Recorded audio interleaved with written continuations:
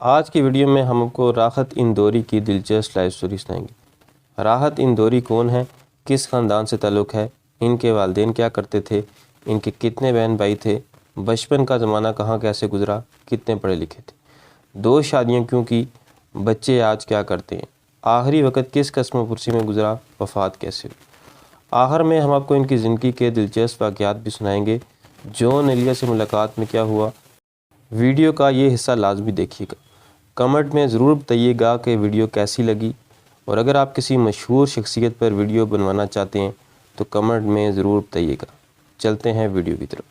خاندان: راحت اندوری کے والد کا نام رفعت اللہ قریشی تھا۔ وہ اندور میں ایک کپڑے کی مل میں مزدوری کے طور پر کام کرتے تھے۔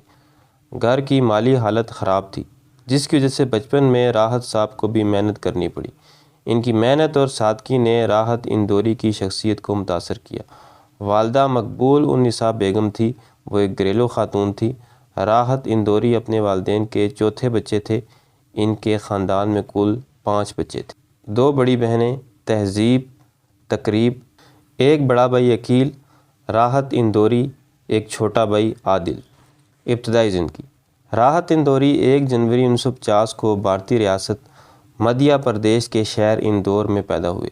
صرف 10 سال کی عمر میں راحت صاحب نے سائن بورڈز، پوسٹرز اور فلم بینرز پینٹ کرنے کا کام شروع کر دیا۔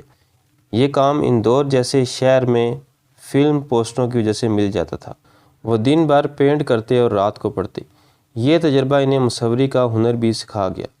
مالی تنگی کی وجہ سے اسکول کی فیس، کتابیں اور دیگر اخراجات بھی مشکل سے پورے ہوتے تھے۔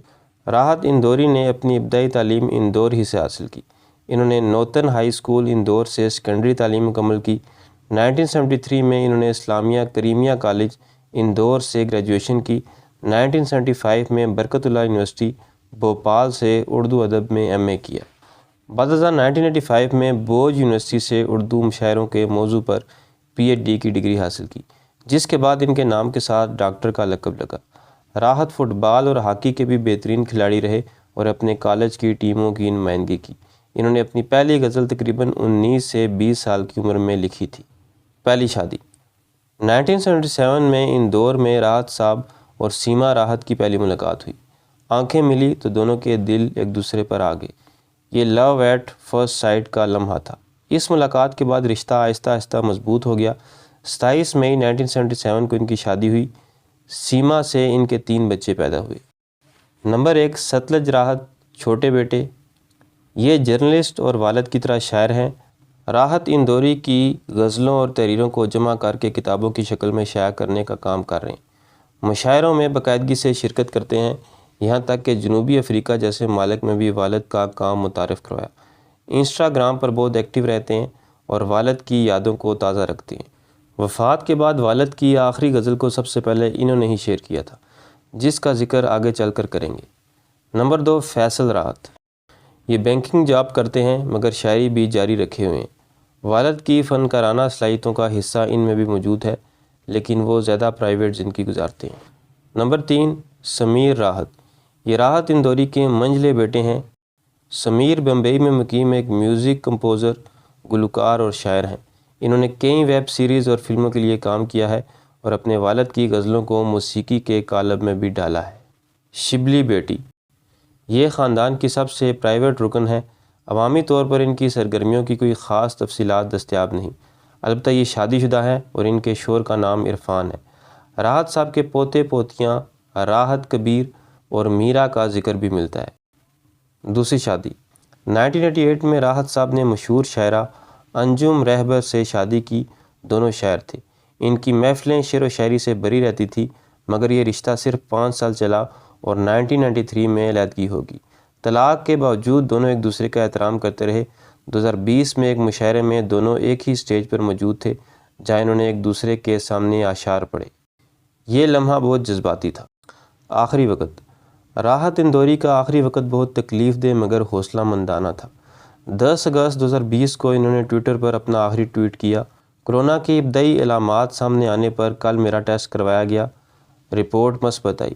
دعا کیجیے کہ جلد اس مرض کو شکست دے دوں۔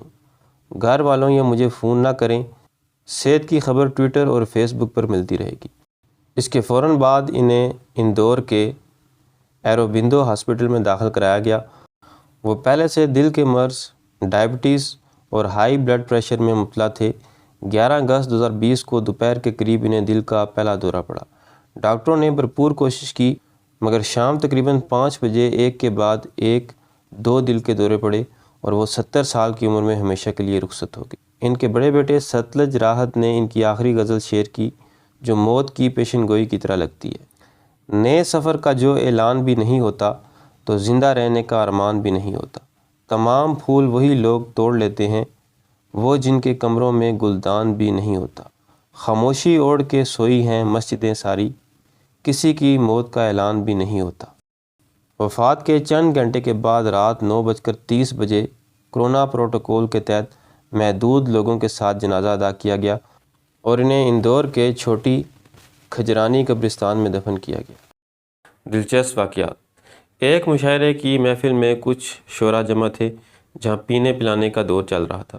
جون ایلیا اپنے مخصوص کیفیت میں بیٹھے تھے اور ان کے سامنے ان کا پسندیدہ مشروب شراب موجود تھا۔ راحت اندوری صاحب وہاں پہنچے تو جون ایلیا نے اپنے مخصوص لاپرواہ اور فلسفیانہ انداز میں راحت صاحب کو بھی پینے کی دعوت دی۔ راحت صاحب نے مسکراتے ہوئے معذرت کی اور کہا، جون بھائی میں نہیں پیتا، میں تو بس 5 وقت کی نماز پڑھتا ہوں اور خدا سے ڈرتا ہوں۔ جون ایلیا جو اپنی برجستگی اور کاٹ دار جملوں کے لیے مشہور تھے نے فوراً راحت صاحب کی آنکھوں میں آنکھیں ڈال کر اپنے مخصوص لہجے میں کہا، میاں راحت تم عجیب آدمی ہو، شراب نہیں پیتے تاکہ خدا ناراض نہ ہو جائے اور مشاعروں میں اتنے جھوٹے اور بناوٹی شعر پڑھتے ہو کہ خدا کو چھوڑو بندہ بھی ناراض ہو جائے۔